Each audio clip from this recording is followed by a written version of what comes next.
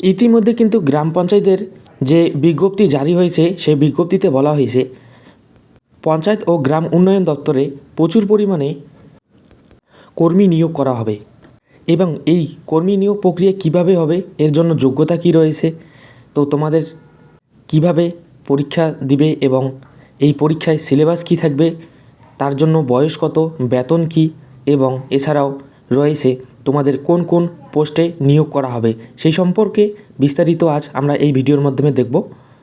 রাজ্যের চাকরি প্রার্থীদের জন্য পশ্চিমবঙ্গের গ্রাম পঞ্চায়েতের স্তরে পঞ্চায়েত কর্মী, নির্মাণ সহায়ক, secretary, clerk, data entry operator, cashier এবং গ্রুপ ডি সহ আরও বিভিন্ন শূন্যপদে নিয়োগের ক্ষেত্রে আয়োজিত লিখিত পরীক্ষার সিলেবাস আমরা আজ এই ভিডিওর মাধ্যমে দেখব এবং এর জন্য যোগ্যতা কী সেটিও আমরা দেখে নেব।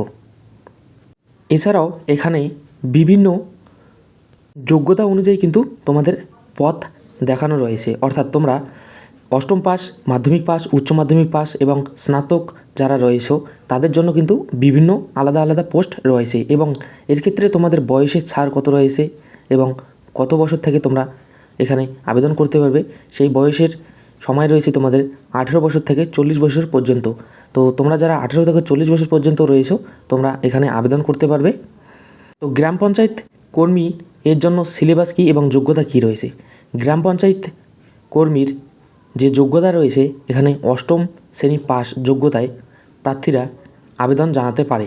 তো যারা ক্লাস 8 পাস করেছো বা অষ্টম শ্রেণী পাস করেছো তোমরা গ্রাম পঞ্চায়েত কর্মীর জন্য আবেদন করতে পারো। এছাড়াও তোমাদের কিন্তু পশ্চিমবঙ্গের বাসিন্দা হতে হবে।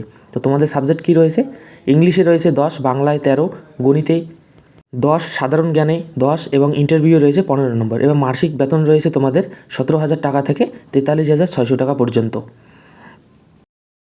পরবর্তীতে রয়েছে নির্মাণ সহায়ক সিলেবাস। তো নির্মাণ সহায়কের জন্য তোমাদের সিলেবাস এবং যোগ্যতা কী রয়েছে, এর জন্য যোগ্যতা রয়েছে প্রার্থীদের ইঞ্জিনিয়ারিং বিষয়ে ডিপ্লোমা ডিগ্রি অর্জন করতে হবে। তো আবেদনকারীদের কিন্তু পশ্চিমবঙ্গের অবশ্যই বাসিন্দা হতে হবে। তো এখানে যারা ইঞ্জিনিয়ার পাস করেছো বা ইঞ্জিনিয়ার নিয়ে পড়াশোনা করেছো তারাই কিন্তু এই পোস্টের জন্য আবেদন করতে পারবে। এর জন্য তোমাদের সিলেবাসে রয়েছে সিভিল ইঞ্জিনিয়ার নিয়ে যদি পড়ে থাকো তো 65 নম্বর থাকবে, ইংলিশে 10 এবং সাধারণ জ্ঞানে 7 ও ইন্টারভিউ তোমাদের 15 থাকবে। মাসিক বেতন কত রয়েছে 29,900 থেকে 74,500 টাকা পর্যন্ত তোমাদের বেতন হবে।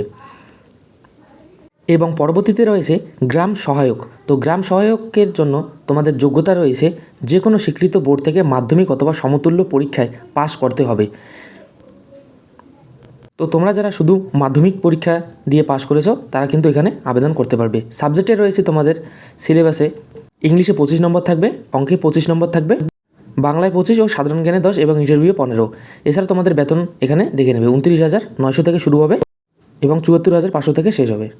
পরবর্তীতে দেখব গ্রাম সচিব সিলেবাস। তো গ্রাম সচিবের জন্য যোগ্যতা কী রয়েছে, এর জন্য তোমাদের উচ্চ মাধ্যমিক ন্যূনতম পাস করতে হবে।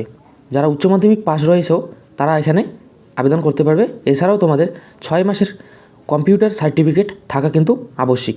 তোমাদের সিলেবাসে কী রয়েছে, ইংলিশে 25 নম্বর, বাংলায় 25, গণিতে রয়েছে 25, সাধারণ জ্ঞানে 10 এবং ইন্টারভিউ 15 এবং তোমাদের বেতন হবে 22,700 থেকে 58,500 টাকা পর্যন্ত। তো তোমরা যারা আবেদন করবে আবেদন করার পর কিন্তু তোমাদের এই সিলেবাসে পরীক্ষা দিতে হবে। কিভাবে আবেদন করবে আমরা পরবর্তী ভিডিওতে স্টেপ বাই স্টেপ সমস্ত কিছু দেখিয়ে দেব। তো এরপর রয়েছে এক্সিকিউটিভ অ্যাসিস্ট্যান্ট। এর জন্য শিক্ষাগত যোগ্যতা কী রয়েছে, এর জন্য শিক্ষাগত যোগ্যতা রয়েছে ন্যূনতম তোমাদের যে কোনো স্বীকৃত বোর্ড থেকে স্নাতক পাস হতে হবে। তো স্নাতক যারা রয়েছে তারা এখানে অ্যাপ্লাই করতে পারবে। এছাড়াও তোমাদের কিন্তু ডিপ্লোমা কোর্স সার্টিফিকেট থাকতে হবে এবং কম্পিউটার অ্যাপ্লিকেশন বা কম্পিউটার সায়েন্স সম্পর্কে ধারণা থাকা আবশ্যিক। তোমাদের সিলেবাসে কী রয়েছে, ইংলিশে 25 নম্বর, বাংলায় 25, গণিতে থাকবে 25 এবং সাধারণ জ্ঞানে 10 ও ইন্টারভিউ 15 নম্বর এবং মাসিক বেতন হবে 28,900 থেকে 74,500 টাকা পর্যন্ত। তো এই ছিল তোমাদের সিলেবাস সম্পর্কে এবং বয়স ও পরীক্ষায় কত নম্বর থাকবে কোন কোন সাবজেক্টে সম্পূর্ণ ভিডিও। কীভাবে আবেদন করবেন পরবর্তী ভিডিওতে আমরা দেখিয়ে দেব।